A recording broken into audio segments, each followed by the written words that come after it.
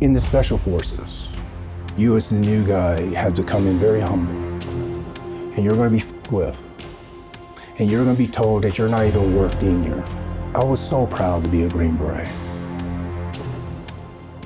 So I did what they told me. I humbled myself. At 21, I applied for the Special Forces. Through a lot of my training, I was able to fast track promotions. So I was able to get to the Special Forces really early. So 21 years old, I graduated Special Forces training. I was forward deployed, Okinawa, Japan. 21 years old, Okinawa, Japan. I want to put you on my first day. So proud. Young Green Beret, I remember I was so happy. My team was rotating back through from a mission. They were coming out of Laos, and I was going to meet them. And, they came back, and I had to report to work that morning. I was going to meet my team. I was so proud to be a Special Forces Green Beret. Starch uniform, spit shine boots, Green Beret. Knocked on the door, hi, my name is Tu, and they shut the door. Knocked on the door again, they opened the door, and you say, you're the new guy? I'm like, yeah, and they shut the door again. You see, in the Special Forces, it's a type A personality, right? And you as the new guy have to come in very humble, and you're going to be with, and you're going to be told that you're not even worth being here. So, Okinawa, Japan, can you believe? Middle of summer. 110 heat index, humidity, high humidity. I was in this, they call it the box, right? Because of how the shape of the compound was. It was extremely hot. So I sat there. I stood there, parade rest. Outside the door, I stood there, parade rest. Locked up. Hours I stood there, sweating. My starch uniform now is soaked with sweat. Then they finally opened the door. It was lunchtime. And I tried to talk to them. They said, we're not ready to talk to you yet. So they go. And they come back. Not even accepted. Can you imagine? So finally, when they closed the business, they opened up the door and they finally let me in. And they told me I'm the new guy and this is the way it is. You see, I was so proud to be a Green Beret. So I did what they told me. I humbled myself. I empty out the cup, as Bruce Lee would say. And I absorb what is wisdom. And they taught me. And I deployed all through Asia, right? And during that time too, I was a big martial artist. So I would fight on the sides in dojos. When my mother, a beautiful person, she, on the day of my high school graduation, she, I knew I was hurting her, but I was joining the Army. Gave up everything, so I can come here in America. Give me a new life. And here I am, want to go back to war. She escaped war.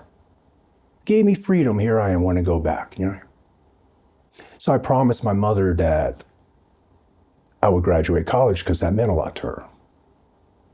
So in the Special Forces, when I first joined, I would wake up at 3 o'clock in the morning and I would study for 2 hours.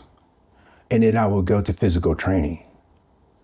And then after physical training, I would start my duty day, which is very physical. Either you're blowing stuff up, you're going through a door, you're shooting, you're free falling in, you're doing jungle warfare.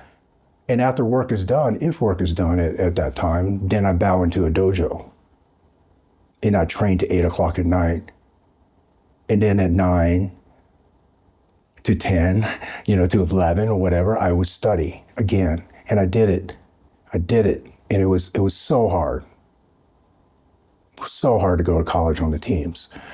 But, I went to college. I fought in, no hose bar matches. I fought in tough man matches. I was trying, looking back now, Looking back now, why was it the way it was? Because I was so full of fire. I was born out of it, you know? So the thing is this, as a child, I had this energy of hate. I was oppressed. I was told I didn't belong. So I had this energy, and then, in the A teams, I was able to extend this energy through combat and Budo, right? So, I went through different countries. I served in a special missions unit where I did special reconnaissance during the global war. I deployed all through the world, 27 countries. And, towards the end, I'll tell you, for me, it was towards the end of my career, I was going into Africa, the Horn of Africa. I started off in Asia, and then I fought the wars in the Middle East through multiple countries, and then we did a global pursuit. We hunted them down anywhere in the world. And then at a certain point, I went into Africa. You think back now, my whole life was war. My whole life was combat. I was born in these conditions. And here I was, really lost. Again, lost. The way of a warrior, the path of a warrior, it's so steep. And when you fall hard. It depends on how far you are in this path. And I was pretty far along. Let me put you on this day during the middle of the war. We were fighting the global war we were fighting a war in Iraq. At that stage of the war, Saddam has been captured and handed over to the Iraqi government, and this brought in a new reign of terror as Zarqawi and his army of foreign fighters came in and set up terror safe havens. What I'm saying, those were the bloody years, the war. And when you lose so much, when I say that is teammates. I was in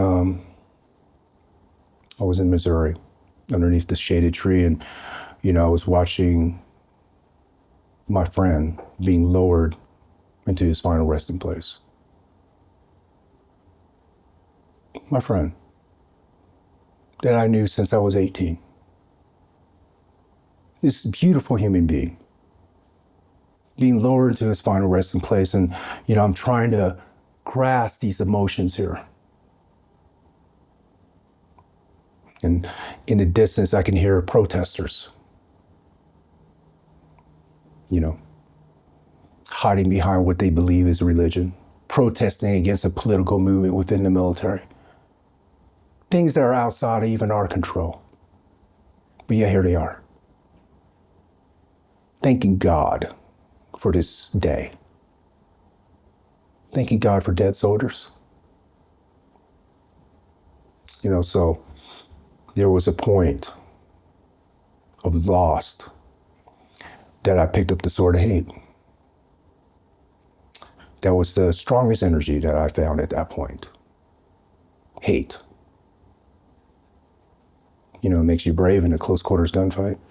Hate. Hate for the enemies. It makes you, in your pursuit of that, years, hate. And as I swung, this sword of hate, it embodied me. Every swing. So there was one point when I was in Bunamajita, Cameroon, fighting Chad rebels and counter-poaching wars. I was drinking chai tea before we went out on our patrols. Beautiful sun. Beautiful morning. I could hear the wildlife, so beautiful. Haven't heard in years. Haven't been grateful for anything because I was consumed by hate. And I knew that this cloud of hate is going to come back, so I quickly pulled out my notebook and I wrote down the word peace. Because that was my new journey.